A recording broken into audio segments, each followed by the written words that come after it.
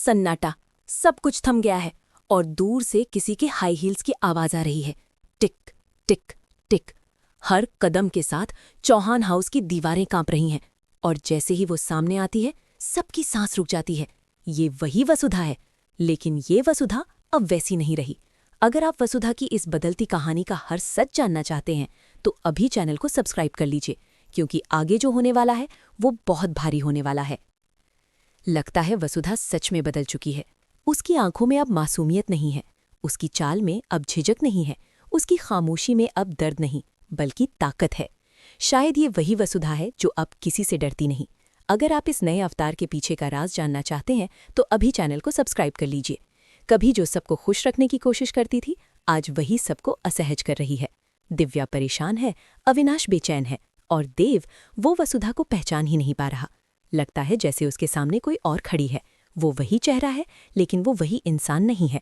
शायद ये सब एक बहुत बड़ा नाटक है, या फिर शायद ये वसुधा का खुद को बचाने का तरीका है।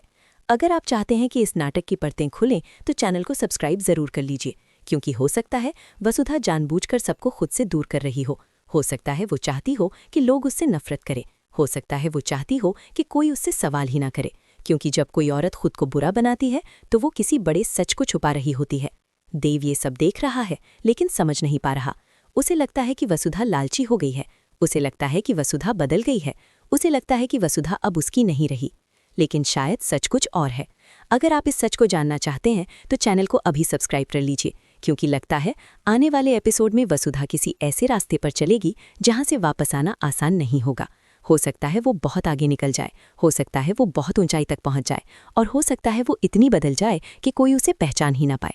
लेकिन हर ताकत की एक कीमत होती है, और वसुधा शायद वो कीमत चुकाने के लिए तैयार है।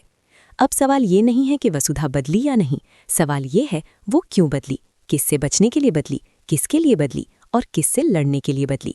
क्या ये उसका नया सफ़र है या उसकी सबसे खतरनाक भूल?